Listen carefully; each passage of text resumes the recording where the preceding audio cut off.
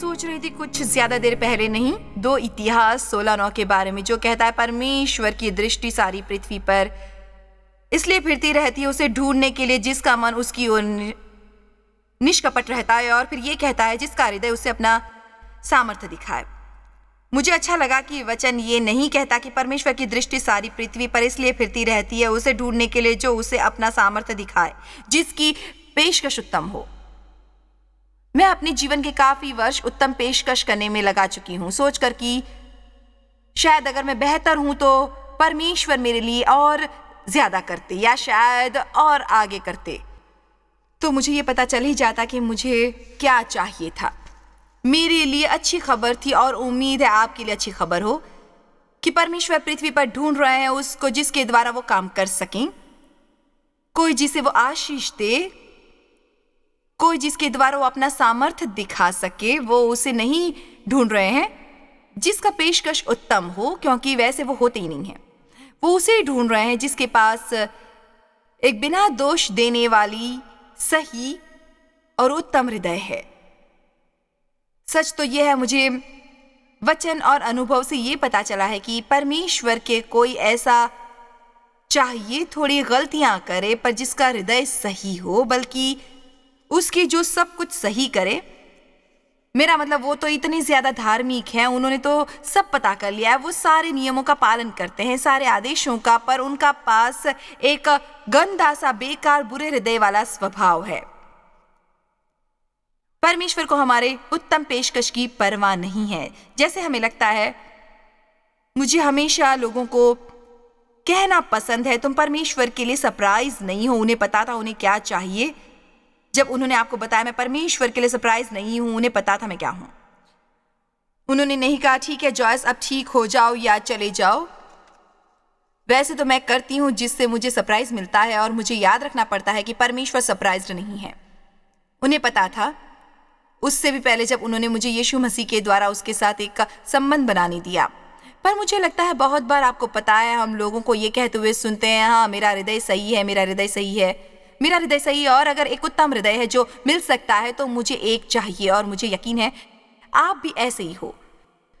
तो मैंने सोचना शुरू किया, एक उत्तम हृदय के गुणों के बारे में सोचना शुरू किया, एक उत्तम हृदय के गुणों के बारे में सोचना। और सच बोलूं तो परमेश्वर ने मुझे ये छोटा सा संदेश दिया, इसे ज्यादा देर नहीं लगी, और मैं आज रात आपको अपने हृदय की जांच करने के लिए आमंत्रित करती हूँ। मैं आपको आमंत्रित करना चाहती हूँ इस हर एक बात के साथ, ताकि आप खुद से पूछो कि आप उस क्षेत्र में कहाँ हो। क्योंकि अगर हम नहीं चाहते कि हमारे हृदय परमेश्वर की तरह सही हैं, और मैं कह सकती हूँ कि जितने सही हमारे हृदय हैं हम उतनी ही अच्छी पेशकश दिखेंगे।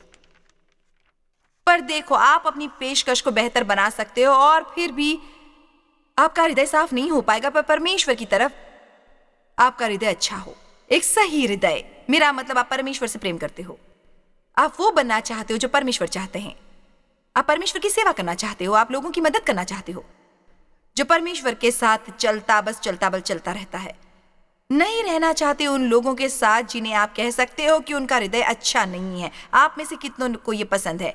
आज तो मैं उनके दिल की धड़कन के और ज्यादा तेज होने के बारे में बोल रही हूँ। मैं सोचती हूँ कई बार जब हम हमारे हृदय के बारे में बोलते हैं, हम उन्हें शब्द के व्यवहार के साथ बदल देते हैं।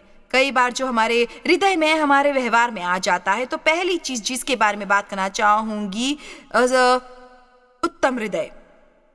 आप बढ़ रहे हो, क्या आप इस साल अलग हो जितने आप पिछले साल थे? क्या आपका व्यवहार बेहतर है जबकि आप उत्तम नहीं हो? क्या आप अभी बेहतर व्यवहार करते हो जितना आप 5 साल पहले या 10 साल पहले करते थे?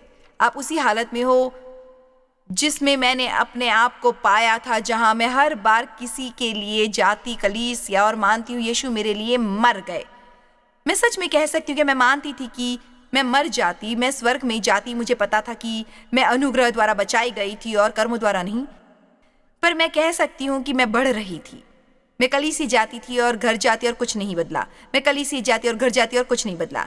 परमेश्वर ने हमारा रिश्ता एक रविवार सुबह के कार्यक्रम के बारे में नहीं बनाया। ये 45 मिनट के बारे में नहीं है, या 1 घंटा या 1.5 घंटा जो हम एक इमारत में बिताते हैं। एक तरह के नियम या रीति से गुजरते हुए, पर यह है परमेश्वर हमारे जीवन के हर एक क्षेत्र में आने देने के बारे में, ये बढ़ने के बारे में जीवन में। और मैं ये कह सकती हूँ कि यदि आप नियमित रूप से कलीसिया जाते हो और बढ़ नहीं रहे हो, तो फिर उस कलीसिया में कुछ गड़बड़ है जहाँ आप जा रहे हो, या आप में कुछ गड़बड़ है। और अगर मैं आप होती, मैं ये पता लगाती कौन सी बात है। और अगर ये आप होते तो आपको पछतावा होना चाहिए और आप परमेश्वर से कहना चाहेंगे कि समय आ चुका है मेरे संतुलन का। और अगर कलीसिया है तो वो आपको कुछ भी सिखा नहीं रहे हैं, तो आपको ज़रूरत है बस कहीं और जाने की, परमेश्वर को खोजने की।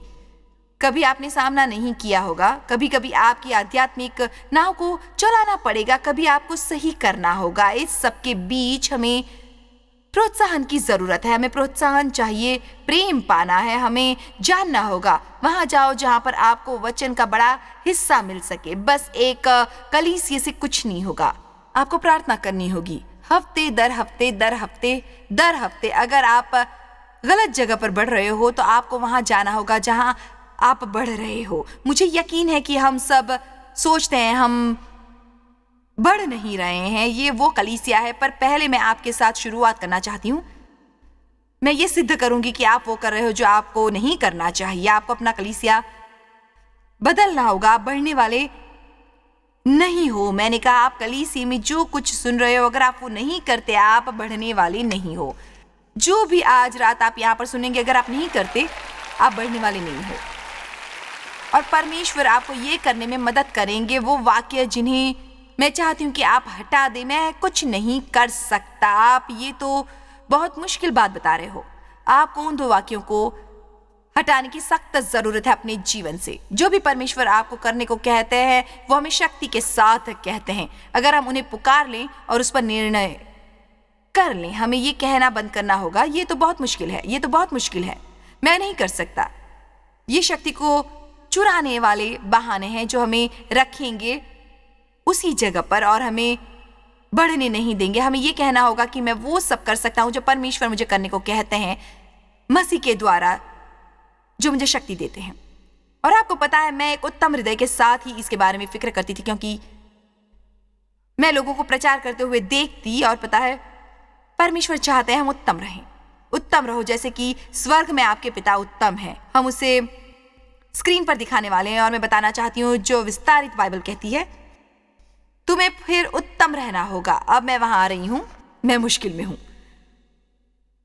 पर मुझे यह पसंद है बढ़ना एक पूरी तरह दैवी भाव की परिपक्वता में, मन और व्यक्तित्व से सही गुणों की ऊंचाई तक पहुंचकर और अखंडता जैसे तुम्हारी स्वर्ग पिता में है, उत्तम है। तो हमारे पास यहाँ पर परमेश्वर है जो उत्तम है, जो हमारे उदाहरण है, और इस बिंदु से आगे जाना है। प्रेरित पौलुस ने कहा था, उसने उत्तम होने बिंदु तक आगे चलते रहा। अगर आपके व्यवहार में सुधार नहीं है तो आपके हृदय में कुछ बेहद खराबी है। मुझे यकीन है आप सब ऐसा करते हो, या आप आज रात इस इमारत में नहीं होते। आप में से ज्यादातर, अगर आप इस कार्यक्रम के पहले 2 मिनट में बैठ चुके हो, आपको अपनी जीवन में बदलाव लाने के लिए दिलचस्पी है, आपको थोड़ा बढ़ने में दिलचस्पी है। आप इंतजार कर रहे हैं देखने के लिए कि आप कुछ गलत तो नहीं कर रहे हैं, पर आपको पता है अगर आप बस धीरज रखें तो शायद परमेश्वर आपके हृदय में कुछ डाल सकेंगे जिससे आपको सच में बड़ा फर्क पड़ेगा। मैं अपने व्यवहार में उत्तम होना चाहती हूँ, पर मुझे पता है कि मैं वहां पर महिमा के कुछ रास्तों में पहुंच सकती हूँ। मैं पढ़ती हूँ, परमेश्वर मेरे साथ कुछ करते हैं, मैं पछताती हूँ, मैं प्रार्थना करती हूँ, मैं थोड़ा और पढ़ती हूँ, मैं परमेश्वर पर विश्वास रखती हूँ, और फिर जल्द ही मुझ में बदलाव आ जाता है। और ये 35 सालों से चल रहा है और मैं नहीं चाहती हूँ कि ये रुके। अगर सोचते हैं कि आप उस मुकाम तक पहुँच जाएं जहाँ पर परमेश्वर आपके बारे में कुछ करने वाले नहीं है, तो आप पूरी तरह गलत है। और सबसे बढ़िया उम्मीद ये है कि ये न हो, क्योंकि आपके साथ सबसे बुरी चीज़ ये हो सकती है कि परमेश्वर आपको अकेला छोड़ दे और आपको जैसा है वैसा रहने दे। आमीन।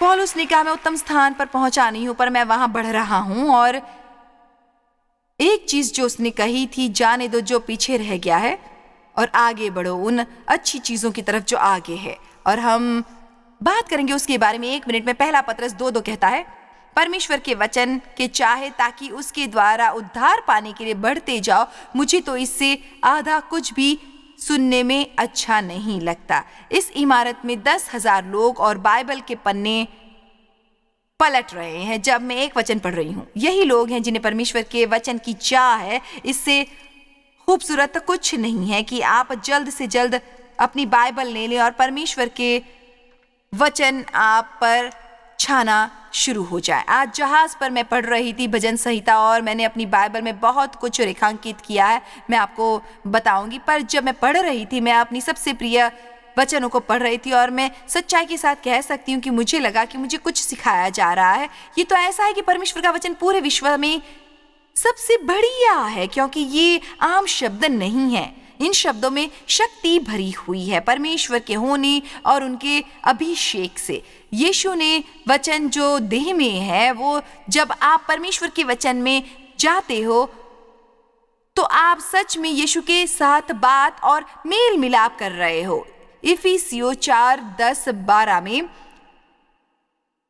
बाइबल कहती है कि परमेश्वर ने सेवकाई के तोहफे हमें दिए हैं, प्रेरित, भविष्यवक्ता, पास्टर, शिक्षक, सेवकाई के तोहफे, ताकि हम बढ़ सकें और हम समझदार हो सकें, ताकि हम बाहर जाकर काम कर सके। सेवकाई का परमेश्वर ने आपको पास्टर दिए हैं सिखाने के लिए, आपको बदलने में मदद करने के लिए। क्या आप बढ़ रहे हैं? क्या आप उसी पहाड़ के इर्द गिर्द घूम रहे हो पिछले 25 सालों से और आप बहुत ही जिद्दी हैं परमेश्वर की चीजें करने के लिए? क्या आप इससे आगे बढ़ सकते हो एक उत्तम हृदय के साथ? वो है जो सच में बढ़ना चाहता, उन्हें बदलाव चाहिए। वो परमेश्वर को बदलाव के लिए कहते हैं। वो परमेश्वर से कहते हैं उनकी जांच करें और उन्हें उनके जीवन को वो क्षेत्र दिखाए जहां वो बदल सकते हैं।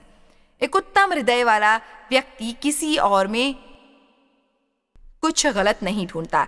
ये वो रोचक बात है, तो बिल्कुल सही है। मुझे याद है जब मैं अपने कलीसिया जाने वाले दिनों में थी, कलीसिया जाने और घर जाना, कलीसिया जाना और घर जाना, कुछ बदला नहीं। और परमेश्वर ने मेरे जीवन को छुआ और मैंने वचन को पढ़ना शुरू किया। मैं चाहती थी ये सब डेव पर लागू कर दूं। मैंने पूरी कोशिश की इसे डेव पर लागू करने के लिए। जितना ज्यादा पढ़ती मुझे पता चलता डेव बहुत प्रॉब्लम्स में है।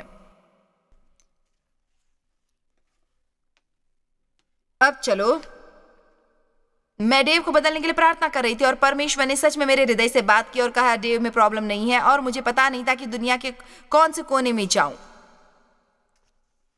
तो किसी और को बदलने से पहले, अब चलो किसी और के बदलने से पहले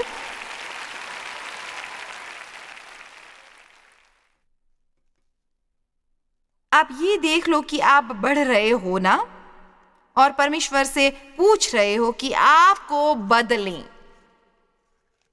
दूसरी चीज जिसे मैं मानती हूं, जो हमें एक उत्तम हृदय वाले व्यक्ति में नजर आएगी कि वो पूरी तरह समर्पित है, क्योंकि ठंडा नजरिया नहीं, आलसी नहीं, बिल्कुल भी नहीं चलेगा, बिल्कुल भी नहीं चलेगा ये नजरिया आपके जीवन में, आलसी और ठंडा। परमेश्वर उनसे खुश नहीं होते जो आधे रास्ते पहुंचे जहां वो उन्हें पहुंचाना चाहते हैं। आधे रास्ते, ये ठीक नहीं है। हमें पूरे रास्ते जाना होगा परमेश्वर के साथ। बहुत लोग सही दिशा में निकल पड़ते हैं। वो परमेश्वर के साथ काम करना चाहते हैं, उस समस्या को हल करने में या उस समस्या को उनके जीवन में या उस पर हावी होना, और ये आधा है जब तक वो इसके बारे में बात कर रहे हैं। पर जैसे ही थोड़ी मुश्किल आ जाती है, थोड़ा सा त्याग का दर्द, तब अचानक से वो वहां से आए थे वहीं चले जाते हैं। आपको ये छोड़ना पड़ेगा। जब मुश्किल हो जाता है आपको आगे बढ़ना होगा, क्योंकि उस दर्द के दूसरी तरफ विजय है। आज आपको अनुशासन का दर्द मिल रहा है या कल आपको पछतावे का दर्द मिलेगा, तो कौन सा चाहेंगे आप? मैंने किसी से फिर से इस हफ्ते कहा, मुझे नहीं लगता कि मेरे लिए इससे बड़े दुख की बात है कि मैं एक बुजुर्ग व्यक्ति को देखूं जिनके बारे में आपको पता है कि उनके कुछ साल बाकी हैं और उनके जीवन में बस पछतावा बचा हुआ है। यह आप नहीं होने देंगे अगर आप उसके बारे में कुछ करते हो। अभी आपको सही चुनाव करना है। अभी अनुशासन हमेशा अच्छा नहीं लगता है, वो इस पल में खुशी भरा नहीं लगता है, पर बाद में ये एक फसल देता है हमारे जीवन में। अगर हम सही चुनाव करें तो रोमियो 12:1 शायद वो कहता है जो मैं कह रही हूं। इसलिए हे भाइयों, मैं तुमसे परमेश्वर की दया स्मरण दिलाकर विनती करता हूं कि अपने शरीरों का बलिदान करके चढ़ाओ अपने सारे सदस्य और विभाग, सब सदस्य और विभाग। इसका मतलब आपकी आंखें, आपके कान, आपका मुंह। परमेश्वर चाहते हैं आप समर्पित हो, बकवास सुनने के लिए नहीं। वो चाहते हैं हम समर्पित हो बातें सुनने के लिए नहीं, और बुरा बोलना पीठ पीछे और कहानियां बनाना। वो चाहते हैं कि आप समर्पित नहीं हो खाने की मेज पर किसी को एक गंदा सा चुटकुला सुनाते हुए और फिर उस पर हंसना क्योंकि आपने ऐसा नहीं किया। आप उस ग्रुप का हिस्सा नहीं हो, आप बहुत शांत हो। वो चाहते हैं हम पूरी तरह से समर्पित हों। वो नहीं चाहते हैं कि हम रविवार को कलीसिया जाएं और परमेश्वर के साथ ये रविवार की सुबह वाली बात हो और बाकी के हफ्ते हम उस तरह के लोग बन जाएं जिनका परमेश्वर के साथ संबंध नहीं हो सकता। हम समर्पित होना चाहते हैं। पवित्र शब्द का मतलब है परमेश्वर के उपयोग के लिए अलग होना। और आज रात ये समाप्त होने से पहले मैं लोगों से पूछने वाली हूं, अगर आपने पूरी तरह मसीह से समर्पण नहीं किया है, देखो पहले यहाँ एलर्ट पर लोग आए थे और बहुत लोग आए थे, बहुत सारे लोग, कितने सारों ने हाथ ऊपर तक उठाए थे।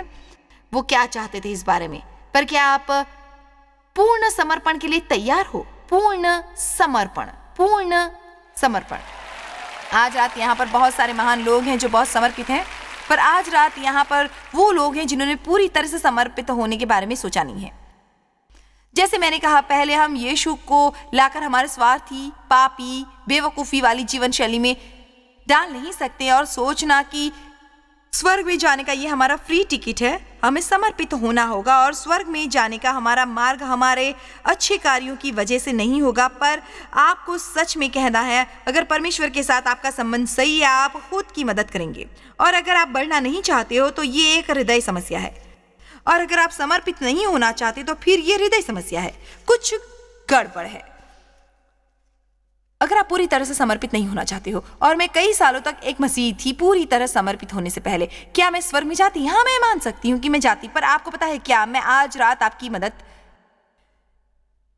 नहीं कर रही होती और मेरे पास वो विजय नहीं होती। पीछे से दरवाजे से अंदर जा सकते हैं या नहीं, ये है कि आप किस तरह जीवन जीना चाहते हो, आप किस तरह अपना जीवन जीना चाहते हो। तो अब हम क्या करेंगे, मैं बताती हूं। मैं इतनी थक गई हूं इस दुनिया से और इस तरह के लोग के व्यवहार से, और सब ये व्यवहार करते हुए जैसे परमेश्वर दुश्मन है दिखाई देते हैं और हर चीज में उनको हटा देने की कोशिश करते रहते हैं।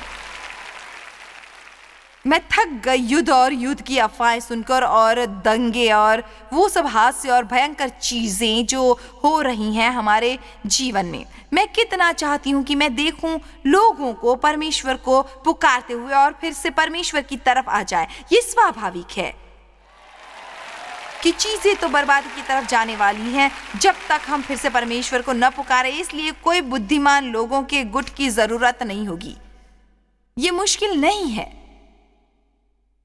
जैसे ही लोग परमेश्वर को पूरा समर्पण करते हैं, आपके जीवन में चीजें बदलने लगेंगी। और अगर आप पूरा समर्पित नहीं होते हो तो फिर जैसे पौलुस ने रोमियो से कहा था, मैं विनती करता हूं कि अपने शरीरों को जीवित और पवित्र और परमेश्वर के भावता हुआ बलिदान करके चढ़ाओ। यही तुम्हारी आत्मिक सेवा है। समर्पित करो अपना पैसा, लोग ठीक हो जाते हैं। हाँ, आपके पास कुछ नहीं होता अगर परमेश्वर ने आपको वो नहीं दिया होता, तो आप क्यों डर रहे हो कि वो थोड़ा सा मांगने वाले हैं? जो भी परमेश्वर मांगते हैं वो कभी भी आपसे कुछ लेने की कोशिश नहीं करेंगे। वो बस चाहते हैं कि आप एक बीज बो ताकि आपको अपने जीवन में फल मिले। परमेश्वर की आज्ञा न मानना बेवकूफ़ी है जब देने की बात आती है। हम कैसे कह सकते हैं कि हमारा हृदय परमेश्वर से भरा हुआ है और कभी कुछ देना नहीं चाहते? देना और मसीह जीवन अलग नहीं हो सकते। अपना समय देना, तारीफ देना, प्रोत्साहन देना, आपको देने के लिए जीना होगा, सोचकर समर्पित करना। आज रात निर्णय ले लो कि मैं आलसी नहीं बनूंगा, ठंडा, आधा, पीछे के दरवाजे से घुसने वाला मसीही। कुछ भी मत रोको, पूरी तरह से समर्पित हो जाओ। समर्पित हो जाओ, सेवा करने से समर्पित हो जाओ, देने के लिए परमेश्वर के वचन से। बाइबल कहती है कि जब परमेश्वर के लिए बलिदान दिए जाते हैं, उसके द्वारा जो समर्पित नहीं है वो मरे हुए बलिदान है। अन्य शब्दों में, अगर आप रविवार को कलीसिया जाते हो और दान में थोड़ा सा देते हो, या आप किसी कमिटी पर काम कर रहे हो, शायद आप कुछ मना रहे हो या कुछ बधाई देते हो, या काम के दिन पर हर 3 महीने बाद आते हो, पर परमेश्वर से समर्पित नहीं हो, आपका मन परमेश्वर से समर्पित नहीं है, आप गलत बातें सोचते हो, आपका मुंह परमेश्वर से समर्पित नहीं है, आप बैठकर हर किसी की बुराई करते हो, या मैं करती हूं, हम सारा दोष आपको नहीं देते हैं। आप ऐसे हो सकते हो, कभी मुद्दे अपनी जगह से हिल जाते हैं। मैं उस क्षेत्र में शक्तिशाली हो जाऊंगी और फिर से फिसलने लगती हूं। आज मैंने खुद को सुना किसी बात के बारे में व्यवहार रखकर, और मैंने सोचा, जॉयस तुम्हें तो इसके द्वारा पता है। मुझे अपने कमरे में जाकर पछतावा करना पड़ा। मुझे परमेश्वर के साथ ये सही करना था और मुद्दे से हिलना नहीं था। इसमें कुछ गलत नहीं है, हम उस पूर्णता की जगह पर आते नहीं है, पर परमेश्वर आपके हृदय को देख लेते हैं। अगर आप चाहते हैं सही करना, मैं आपसे कुछ कहना चाहती हूँ, अगर आपको नहीं लगता कि आप कभी कुछ गलत करते हो, तब आप बहुत दुखी हो। अगर आपके लिए ये कहना मुश्किल है कि मैं गलत हूं, तो आपको अपने घुटनों पर बैठकर 2 बार 3 बार प्रार्थना करनी होगी, मैं गलत हूं, मैं गलत हूं। इससे एक व्यक्ति होते हुए आप गलत नहीं होते हो, पर हमें जरूरत है ये मान लेना, तब हमारा व्यवहार सही नहीं है। पहला पत्रस 2:9 कहता है, तुम चुना हुआ वंश हो, राजपदराती याजकों का समाज, एक नीच प्रजा अपनी अद्भुत ज्योति में बुलाया है, उसके गुण प्रकट करो। हाँ, मैं सोचती हूँ कि हमें अपने आप को हर समय पूछना चाहिए कि मेरे हृदय में क्या है। आपको पता है, मैं रुक नहीं सकती कि परमेश्वर मुझे कुछ बाहरी कार्य करने के लिए इस्तेमाल करे, पर भीतरी तौर पर परमेश्वर की सेवा न करना। इसका ये मतलब है कि कोई व्यक्ति निष्ठा के साथ कलीसिया जाता है रविवार, और फिर भी अपने मन में बहुत सोच विचार वाले ख्याल रखता है, और परमेश्वर के सच में हमारे हृदय की परीक्षा है, बस एक बाहरी प्रदर्शन नहीं देख रहे हैं। हाँ, तो शायद आप उस सेवकाई का हिस्सा बनना चाहते हो जो फर्क ला रहे हैं, और आपको कई लोग पूछेंगे और सच में आपको पता नहीं आपको कहाँ देना है। आपको पता है, मुझे मालूम है कि आप शायद हर जगह पर दे नहीं सकते हो जहाँ पर लोग आपको आर्थिक रूप में सेवकाई के साथ जुड़वाना चाहते हैं, तो शायद मैं आपको थोड़ा सा सुझाव दे सकती हूँ आपके निर्णय में। सबसे पहले प्रार्थना करो और हर सेवकाई के फल को देखो जिसकी आप मदद करना चाहते हो। देखो कि वो अच्छा फल दे रहे हैं, और मैं आपको प्रोत्साहित करना चाहती हूँ कि आप यही चीज करें जब आप हमारे सहभागी बनने का सोच रहे हो। वेब पर हमें देख लो और सेवकाई के फल को देख लो। कितनी जिंदगियां जिनको हमने छुआ है पूरी दुनिया में। कुछ और चीजें हैं जिनको हमें देखना होगा जब देने की बात आती है। मैं मानती हूँ हमें वहाँ देना है जहाँ हमें खिलाया जाता है। तो हमारा टेलीविज़न कार्यक्रम जो सीख आपको हमसे मिल रही है, आपको सच में शिक्षा मिल रही है, वो मुझे लगता है सहभागी होना बढ़िया है। मुझे इतना पता है जब हम सहभागी होकर जुड़ते हैं हम बहुत कुछ कर सकते हैं जितना कि हम खुद नहीं कर सकते। तो मैं प्रार्थना के साथ आपको कह रही हूँ कि आप सोचें कि आप सहभागी बने और अपने सहभाग में सक्रिय रहे। मैं हमेशा लोगों को याद दिलाना चाहती हूँ कि जो रही चीज़ हम एक बार करते हैं उससे हमारे जीवन में फ़र्क पड़ता है, पर जो सही चीज़ हम हर समय करते ही रहते हैं, मैंने खुद को यहाँ रखा है रोज़ाना आपके लिए, और मैं पूछ रही हूँ कि आप उसका हिस्सा बनना चाहेंगे जिसके लिए हम परमेश्वर के बुलाए रास्ते पर हैं।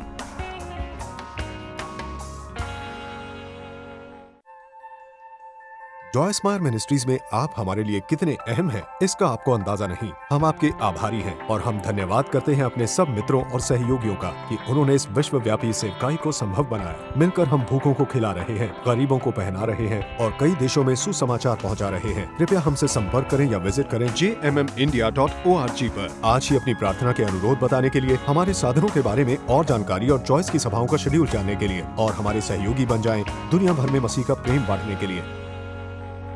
ये कार्यक्रम जॉय स्माइल मिनिस्ट्री के मित्रों और पार्टनर्स द्वारा प्रायोजित